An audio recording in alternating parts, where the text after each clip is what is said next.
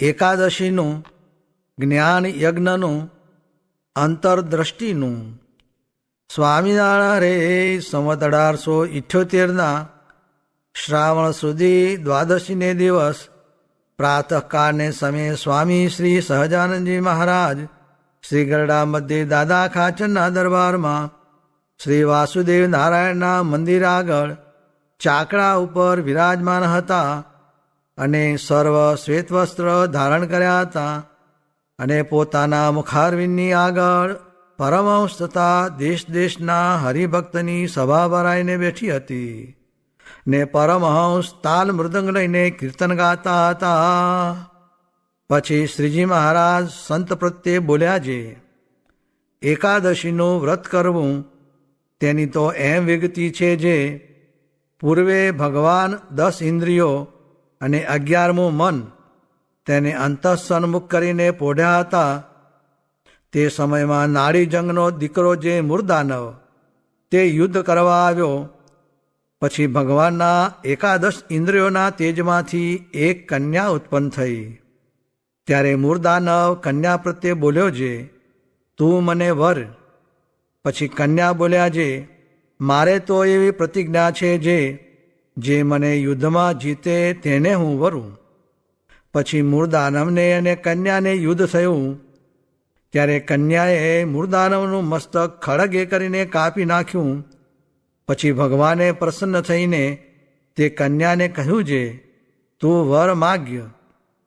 ત્યારે તે કન્યાએ વર માગ્યો છે, મારા વ્રતને દિવસ કોઈ અન્ન ન ખાય અને હું તમારા 11 ઇન્દ્રિયોના તેજમાંથી પ્રગટ થઈ, માટે મારું નામ એકાદશી છે અને હું તપસ્વીની છું. માટે મારા વ્રતને દિવસ મન આદિક જે 11 ઇન્દ્રિયો તેનો જે આહાર તે કોઈ કરે નહીં. એવું એકાદશીનું વચન સાંભળીને ભગવાને તે વર આપ્યો. એવી રીતે પુરાણની કથા છે. અને વળી ધર્મશાસ્ત્રમાં પણ એમ કહ્યું છે જે એકાદશીનું વ્રત કરવું તે દિવસ કામ, ક્રોધ, લોભાદિક સંબંધી ભૂંડાઘાટ મનમાં થવા દેવા નહીં અને દેહે કરીને કાંઈ ભૂંડું આચરણ કરવું નહીં, એમ શાસ્ત્રમાં વચન છે. અને તે શાસ્ત્ર પ્રમાણે જ અમે પણ કહીએ છીએ જે એકાદશીને દિવસ ઢોર લાંગણ કરવી નહીં અને 11 ઇન્દ્રિયોના આહારનો ત્યાગ કરે ત્યારે તે એકાદશી સાચી અને તે વિના તો ઢોર લાંગણ કહેવાય. અને જેમ પ્રાણને અન્નનો આહાર છે તેમજ શ્રોત્રને શબ્દનો આહાર છે અને ત્વચાને સ્પર્શનો આહાર છે ને નેત્રને રૂપનો આહાર છે ને જીહવાને રસનો આહાર છે ને નાસિકાને ગંધનો આહાર છે ને મનને સંકલ્પ વિકલ્પનો આહાર છે, એવી રીતે 11 ઇન્દ્રિયોના જુદા જુદા આહાર છે. તે સર્વે આહારનો ત્યાગ કરે તેનું નામ એકાદશી વ્રત કહેવાય. પણ 11 ઇન્દ્રિયો કુમાર્ગે દોડે અને પોતપોતાના અન્નને ખાય તે એકાદશીનું વ્રત શાસ્ત્ર પ્રમાણે ન કહેવાય. માટે એકાદશીનું વ્રત કરવું ત્યારે તો 11 ઇન્દ્રિયોને આહાર કરવા દેવા નહીં. એવું વ્રત 15 દિવસમાં એકવાર આવે. તે ખબરદાર થઈને કરવું તો તેને ઉપર ભગવાન પ્રસન્ન થાય છે. પણ તે વિના જે ઢોર લાગણ તેણે કરીને ભગવાન પ્રસન્ન થતા નથી. અને શ્વેતદીપમાં જે નિરંજન મુક્ત કહેવાય છે તે તો સદાય એ વ્રત રાખે છે, ક્યારે પણ એ વ્રતનો ભંગ થવા દેતા નથી, માટે નિરંજન કહેવાય છે. અને આપણે પણ ઈચ્છા તો એમ રાખવી છે જેવા શ્વેતદીપમાં નિરંજન મુક્ત છે તેવું જ થવું છે. પણ એ વાતમાં હિંમત હારવી નહીં. એવી રીતે જે હિંમત રાખીને જેવું મોરે કહ્યું તેવું એકાદશીનું વ્રત કરે અને ભગવાનની કથા કીર્તનાદિકને કરે ને સાંભળે ને રાત્રિએ જાગરણ કરે તો તે વ્રત સાચું છે. અને શાસ્ત્રમાં એનું જ નામ એકાદશી કહી છે. એટલી વાત કરીને શ્રીજી મહારાજ મૌન રહ્યા ને સંતે કીર્તન ગાવા માંડ્યા.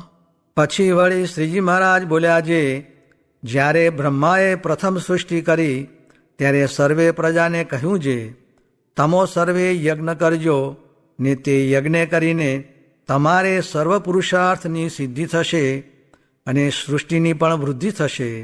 માટે યજ્ઞ તો જરૂર કરજો. પછી વેદમાં બહુ પ્રકારના જે યજ્ઞ હતા તે સર્વે બ્રહ્માએ વિધિ સહિત બતાવ્યા. તેમાં જે પ્રવૃત્તિ માર્ગવાળા હતા તેને તો રાજસી, તામસી એવા પ્રવૃત્તિ માર્ગના યજ્ઞ બતાવ્યા, અને જે નિવૃત્તિ માર્ગવાળા હતા તેને તો સાત્વિક યજ્ઞ બતાવ્યા. તે યજ્ઞ શ્રી કૃષ્ણ ભગવાને ભગવદ્ ગીતાની વિશે પણ કહ્યા છે. માટે આપણે તો નિવૃત્તિ માર્ગવાળા છીએ, તે આપણે તો સાત્વિક યજ્ઞ કરવા, પણ જેમાં પશુ મરતા હોય એવા જે રાજસી, તામસી યજ્ઞ તે આપણે કરવા નહીં. તે સાત્વિક યજ્ઞની રીત જે 10 ઇન્દ્રિયો ને 11મું મન એ સર્વે જે વિષયમાં ચોંટે ત્યાંથી પાછા ખેંચીને બ્રહ્મ અગ્નિને વિશે હોમવા, એનું નામ યોગ યજ્ઞ કહેવાય. અને એવી રીતે હોમતા હોમતા જેમ યજ્ઞ કરનારાને ભગવાન દર્શન આપે છે, તેમજ એ યોગ યજ્ઞના કરનારાના અંતરને વિશે પોતાનું સ્વરૂપ જે બ્રહ્મ, તેને વિશે પરબ્રહ્મ જે શ્રી પુરુષોત્તમ તે પ્રગટ થઈ આવે છે. એ યોગ યજ્ઞનું ફળ છે. અને અંતરદ્રષ્ટિએ કરીને જે ભગવાનના ભક્તને વર્તવું તે જ્ઞાન યજ્ઞ કહેવાય છે. હવે કોઈ એમ પૂછે છે અંતરદ્રષ્ટિ તે શું? તો તેનો ઉત્તર એ છે જે બાહેર અથવા માયલી કોરે ભગવાનની મૂર્તિ સામી જે વૃત્તિ કરવી એ જ અંતરદ્રષ્ટિ છે.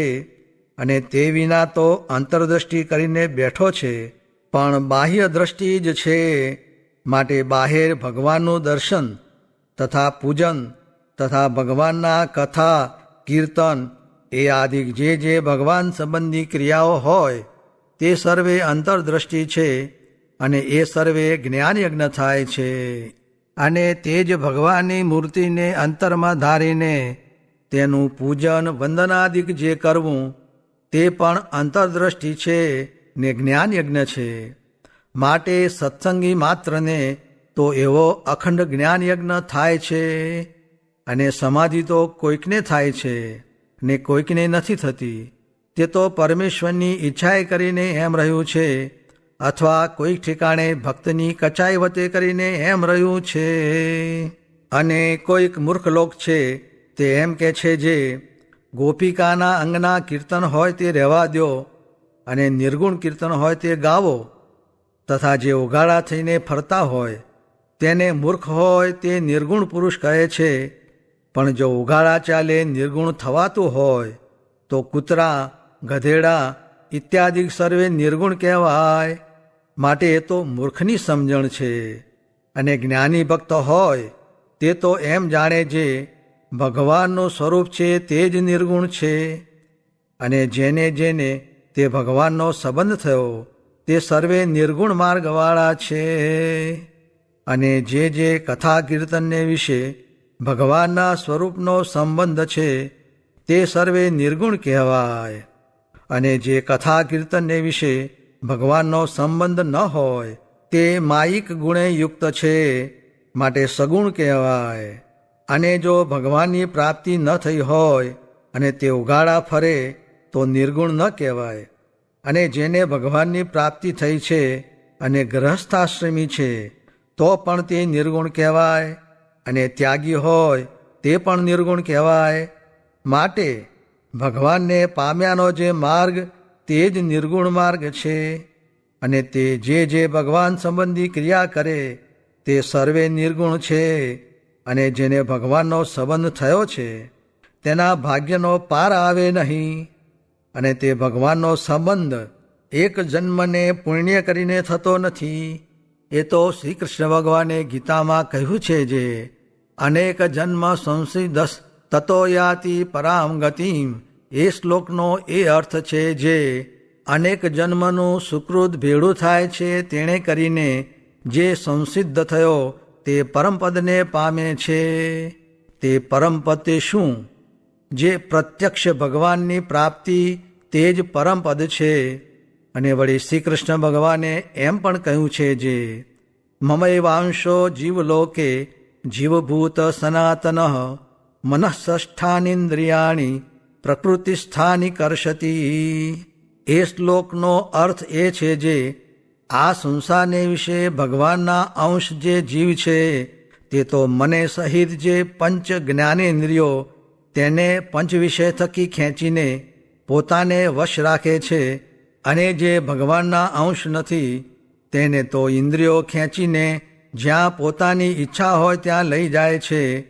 માટે આપણ સર્વે ઇન્દ્રિયોના દોર્યા દોરાતા નથી, તો જો ભગવાનના અંશ છીએ એવું જાણીને અતિશય આનંદમાં રહીને ભગવાનનું ભજન કરવું અને સર્વે ઇન્દ્રિયોની વૃત્તિઓને ભગવાનના સ્વરૂપમાં હોમવી અને સદા જ્ઞાન યજ્ઞ કર્યા કરવો. અને યજ્ઞ રહિતનું કોઈ રીતે કલ્યાણ થતું નથી. અને 4 વેદ, સાંખ્યશાસ્ત્ર, યોગશાસ્ત્ર, ધર્મશાસ્ત્ર, 18 પુરાણ, ભારત, રામાયણ અને નારદ પંચરાત્ર એ આદિક સર્વશાસ્ત્રનું એ જ સિદ્ધાંત છે જે યજ્ઞ રહિતનું કલ્યાણ થતું નથી. માટે અમારી પણ એ જ આજ્ઞા છે જે સર્વે પરમહંસ તથા સર્વે સત્સંગી જ્ઞાન યજ્ઞ કરતા રહેજો. અને એમને એમ જ્ઞાન યજ્ઞ કરતાં કરતાં જ્યારે પોતાનું સ્વરૂપ જે બ્રહ્મ તેને વિશે પરબ્રહ્મ ભગવાન સાક્ષાત્કાર દેખાય, એ જ જ્ઞાન યજ્ઞનું ફળ છે. એવી રીતે જ્ઞાન યજ્ઞ કરતાં કરતાં જ્યારે શ્વેતદીપમાં નિરંજન મુક્ત છે એવું થવાય ત્યારે જ્ઞાન યજ્ઞના વિધિનો અવધિ આવી રહ્યો. અને જ્યાં સુધી એવું ન થવાય ત્યાં સુધી એટલું અધૂરું જાણવું અને નિરંજન જેવા થવાની અતિશય ઈચ્છા રાખવી, પણ શ્રદ્ધા રહિત થવું નહીં અને પોતાને વિશે અપૂર્ણપણું માનવું નહીં. ને ભગવાનની પ્રાપ્તિ થઈ છે તેણે કરીને પોતાને કૃતાર્થ માનીને ને સાવધાન થઈને જ્ઞાન યજ્ઞ કર્યા કરવો. ઇતિ વચનામૃતમ. એ રીતે ગઢડા મધ્ય પ્રકરણનું 8મું વચનામૃત જે તે થયું. સ્વામીએ એક ભક્ત સામું જોઈને વાત કરી જે ભગવાનને મોટા સાધુ જ્યારે ઉદાસી થાય ત્યારે એમ જાણવું જે હવે મુમુક્ષુના કર્મ ફૂટ્યા. એમ કહીને બોલ્યા જે આપણે તો બહુ ભેગા રહ્યા ને બહુ સમાગમ કર્યો ને હવે તો દેશકાળે કરીને ભેગું રહેવાય કે ન જ રહેવાય, પણ હવે તો અક્ષરધામમાં રહેવાય એવા સ્વભાવ કરવા શીખો, તો એક પળ માત્ર નોખા જ નથી એમ જાણવું. એમ કહીને વળી બોલ્યા જે વિજ્ઞાનદાસજીને અક્ષરધામની તો સમાધિ થતી ને મહારાજને 3 અવસ્થામાં દેખતા તોય 3 ઘર કર્યા પણ પોતાની મેળે નીકળાણું નહીં. પણ જ્યારે ગોપાળાનંદ સ્વામીએ કહ્યું ત્યારે નીકળાણું એવો આ લોક છે. તે સારું તો મહારાજ અક્ષરધામ ને અનંત મુક્તિ સહિત પધાર્યા છે, માટે સમાગમ કરી લેવો જેથી મહારાજની સેવામાં રહેવાય. એમ કહીને બોલ્યા જે કઠણ વચન કહું છું રે, કડવા કાંકચ રૂપ, દર્દીને ગોળી દઉં છું રે, સુખ થાવા અનુપ. ખરે મને જે જન ખાવશે રે આવું જે ઔષધ, જીરણ રોગ તેનો જાવશે રે, સુખી થાશે સદ્ય. એટલી વાત કરીને ધર્મશાળામાં આસને પધાર્યા. સ્વામિનારાયણ હરે. સ્વામીએ વાત કરી જે પૂર્વના સંસ્કારથી વાસના બીજરૂપ છે તે તો મોટાને મન સોંપીને રાજી કરે ત્યારે મોટાના અનુગ્રહથી ટળે છે, પણ બીજા કોઈ ઉપાયથી ટળતી નથી. સ્વામિનારાયણ હરે. સ્વામીએ વાત કરી જે ગામ પીઠવા જાળમાં વાત કરી જે કોઈ કહેશે જે અક્ષરધામ કેવું હશે, તો આપણે તો ભગવાન દીઠા છે, અક્ષરધામમાં રહેનારા દીઠા છે, ભગવાનની હજુરના ને ભગવાનની પાસે રહેનારા દીઠા છે ને કાનમાં વાતું કરી છે. હવે તો તે જ દેખાતું નથી એટલું બાકી છે, માટે આ સાધુ છે તેમાં જ ભગવાન રહ્યા છે, માટે વિશ્વાસ રાખજો. હરે. સ્વામીએ વાત કરી જે આપણા સત્સંગની રીત સમજવી જે સત્સંગમાં રામાનંદ સ્વામી, મુક્તાનંદ સ્વામી, નિત્યાનંદ સ્વામી, બ્રહ્માનંદ સ્વામી, ગોપાળાનંદ સ્વામી આદિ કેટલાક સાધુ ને કેટલાક હરિભક્ત મોટેરા થઈ ગયા તેમને લઈને અમારી મોટાઈ કેવી, ને તે વિના કહેશો તો અમારી અપકીર્તિ કરાવશો. ને એ સર્વે મોટા હતા, મનુષ્ય જેવા ન કહેવાય. ને એ ન હોત તો આપણને સત્સંગ પણ ક્યાંથી થાત. એ સર્વે મોટા છે, માટે એમને લઈને અમારી મોટાઈ કહેવી તથા ભગવાન જેવા કહેવા. સ્વામિનારાયણ હરે. સ્વામીએ વાત કરી છે, સત્સંગી જેવા છે તેવા સમજાતા નથી, સાધુ જેવા છે તેવા સમજાતા નથી, ને પોતાને પોતાના જીવની પણ ખબર નથી. જે મને કેવા સમર્થ મળ્યા છે, ને ત્યાગી થઈને ટોપી ગાલે તેમાં શું ઉઘડ્યું. ભગવાનને મોટા સાધુનું રહસ્ય તો સમજાતું નથી. તે રહસ્ય તો એ છે જે ભ્રમરૂપ થઈને હેત કરવું, ને આ તો વેગે ચડી જવાનું છે. ત્યાગને વેગે ચડી જવાય, રાગને વેગે ચડી જવાય, ને ગપ્પા મારવાને વેગે ચડી જવાય, પણ રહસ્ય સમજાય નહીં. ત્યાં સુધી શું ઉઘડ્યું. ને જાણે જે હું મારું રૂડું કરીશ, પણ તે તો મોટા કરશે તો જ થશે. ને મહિમા તો એવો છે જે પંચ મહાપાપ બળી જાય, ને કાળો સર્પ કરડ્યો હોય તો ચડે નહીં, ખરેખરો વિશ્વાસ હોય તો. ને પોર વગર વરસાદે દાણા પકવ્યા.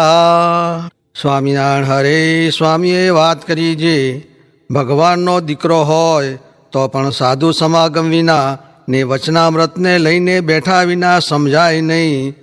ને તેમ ન કરે તો સાધુમાં જેવો માલ છે તેવો જણાતો નથી. માટે આમ અભ્યાસ કરેથી જ કસર ટળે છે. સ્વામિનારાયણ હરે. સ્વામીએ વાત કરી છે, જેમ છે તેમ ઓળખવું એ કઠણ છે, ને ઓળખાય તો સમાગમમાં રહેવું કઠણ છે, ને સમાગમમાં રહે તો જીવ સોંપીને અનુવૃત્તિમાં રહેવું એ કઠણ છે. બે આના પણ કોઈના પક્ષનો ભાગ રહે ખરો. સ્વામિનારાયણ હરે. સ્વામીએ વાત કરી છે, કેશવ જીવનદાસજીએ સ્વામીને કહ્યું છે, પ્રાગજી વગેરે તમને મૂળ અક્ષર કહે છે તે મને સમજાતું નથી, ને હું વિશ્વાસી છું, તે જેમ હોય તેમ કહું. ત્યારે સ્વામી કહે, હું અક્ષર છું એમ